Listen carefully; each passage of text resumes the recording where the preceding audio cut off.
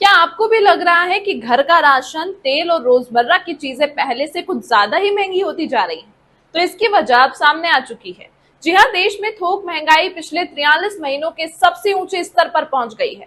मई महीने में यह बढ़कर 9.68% हो गई। यानी जो सामान कंपनियां और दुकानदार खरीदते हैं वो अब पहले से कई ज्यादा महंगा मिल रहा है। अनाज, खाने का तेल, ईंधन और बिजली की कीमतों में बढ़ोतरी इसकी बड़ी वजह है। खासकर पेट्रोल डीजल से जुड़े खर्च बढ़ने का असर ट्रांसपोर्ट पर पड़ता है और फिर धीरे धीरे हर सामान की कीमत बढ़ने लगती है। विशेषज्ञों का कहना है कि अगर विदेशों में कच्चे तेल की कीमतें और बढ़ी तो आने वाले समय में महंगाई का दबाव और बढ़ सकता है। यानी आने वाले दिनों में आपके घर का बजट और भी प्रभावित हो सकता है। इसीलिए यह सिर्फ आंकड़ों की खबर नहीं है, बल्कि हर आम आदमी की जेब से जुड़ी खबर है।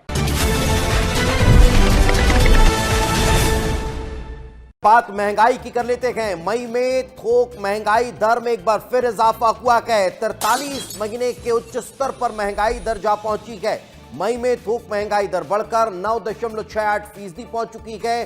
फ्यूल और रोजमर्रा का सामान महंगा हो सकता है। फूड इंडेक्स में भी ये बढ़ोतरी दर्ज की गई है। तो महंगाई ने आम आदमी की चिंता को फिलहाल बढ़ा दिया है। हालांकि अभी डायरेक्ट इफेक्ट आम लोगों पर होता हुआ इसका नजर नहीं आएगा, लेकिन अगर ये महंगाई दर इसी तरह से बढ़ती हुई नजर आई तो फिर इसका सीधा असर आम उपभोक्ता पर भी होता हुआ दिखाई देगा।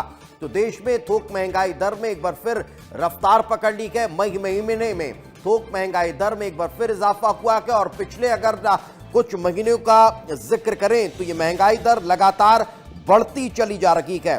अगर वित्त वर्ष 2025-26 में रिटेल महंगाई का जिक्र किया जाए तो ये इंडेक्स जो है वो अब और ज्यादा आगे बढ़ता हुआ दिखाई दे रहा है। इसका असर अब भारत में और होता हुआ नजर आ सकता है। अगर थोक महंगाई दर इसी तरह से बढ़ती रही तो फिर इसका सीधा असर आम लोगों की जेब पर भी पड़ेगा।